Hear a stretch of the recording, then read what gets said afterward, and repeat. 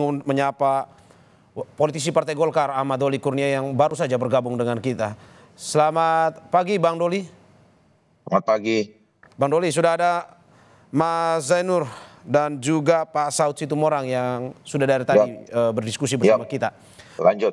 Ya. Oke, Bang Doli, ini melihat bahwa ini ada pro dan kontra terkait dengan usulan Pak Prabowo terkait dengan amnesti bagi para pelaku korupsi atau koruptor jika mereka mengembalikan hasil korupsi yang sudah mereka ambil.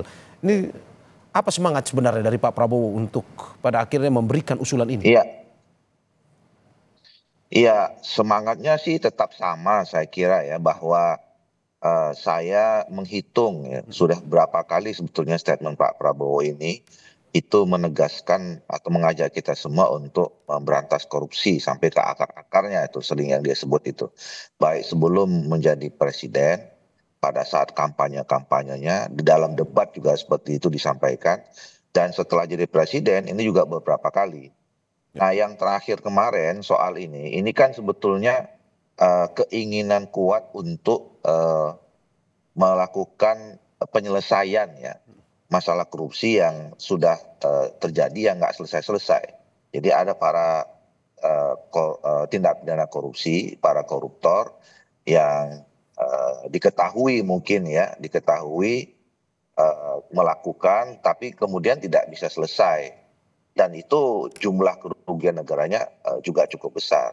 Nah, makanya kemudian itu yang pertama. Yang kedua, memang kalau kita lihat ya apa yang dilakukan, misalnya jumlahnya banyak sementara kebutuhan negara kita besar gitu, maka kemudian simpel aja Pak Prabowo kemudian mengatakan ya yuk balikin lah uang negara yang ambil itu karena kita sedang perlu gitu. Nah, cuma memang harus diklarifikasi dan kemudian di-clearkan ya, terutama kepada para pembantunya, para menteri, para penegak hukum. Ya, pernyataan misalnya memaafkan itu. Nah, buat saya sebetulnya pertama penegasannya adalah ini adalah akan diberlakukan terhadap tindak pidana korupsi yang sudah terjadi. Ke depan ya nggak bisa, karena nanti akan persoalan di masa kemudian. Nanti orang kalau ini tidak dikasih garis demarkasi yang jelas, ya nanti orang akan korupsi kemudian minta maaf, selesai gitu. Nah, kemudian yang kedua, ya saya tidak tahu ya, memaafkan itu apakah berarti mengampuni. Negara kita ini negara hukum. Kalau orang sudah ketahuan ngambil, nyolong, ya harus dihukum dulu gitu loh. Mau dibalikin, nah kalau tidak dibalikkan gitu, ya tentu sistem hukum tetap harus berlaku. Nah, ini yang mekanisme ini harus kemudian ditindaklanjuti oleh para kementerian yang berkaitan dengan hukum dan aparat penegak hukum. Itu bagaimana tuh teknis hukumnya ya. Buat saya ya arti memaafkan itu belum tentu diampuni apalagi secara hukum. Kira-kira begitu. Oke, Bang Doli, ini terkait dari tadi Pak Saud Situmorang sudah memberitahu bahwa ini indeks persepsi korupsi kita di angka 34 sebenarnya. Kalau kita mencontohi negara-negara yang tinggi seperti New Zealand misalkan, pada akhirnya mereka mengawinkan antara pengembalian hasil korupsi tapi juga pidananya tetap berjalan sebenarnya. Nah, kalau misalkan dari usulan Pak Prabowo sendiri ini melihat bahwa ini ada kemunduran dari segi pencegahan dan juga dari segi penindakan sebenarnya. Ini tanggapan Anda seperti apa?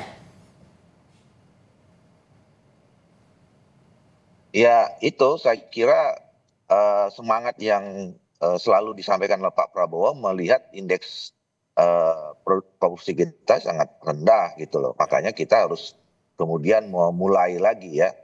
Semua saya kira harus dibenahi ya, masalah soal pencegahan, kemudian soal tindak pidananya. Makanya kemarin kan kami di DPR itu bicara tentang soal undang-undang perampasan aset.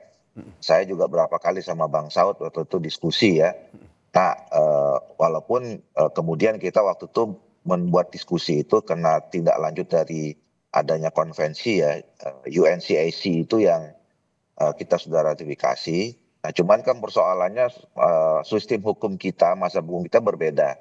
Makanya sekarang kita sudah tetap masukkan, tapi kita rubah judulnya itu rancangan undang-undang perampasan aset terhadap tindak pidana korupsi gitu. Jadi tetap saja bahwa kita kan tidak menuntut pembuktian terbalik, makanya kita terhadap orang-orang yang sudah dinyatakan tindak pidana korupsi maka kemudian bisa diberlakukan undang-undang tentang perampasan aset itu. Nah jadi sebetulnya pertama sebetulnya undang-undang kita tentang tipikor, TPPU sebetulnya masih cukup relevan selama law enforcement-nya konsisten dan kuat.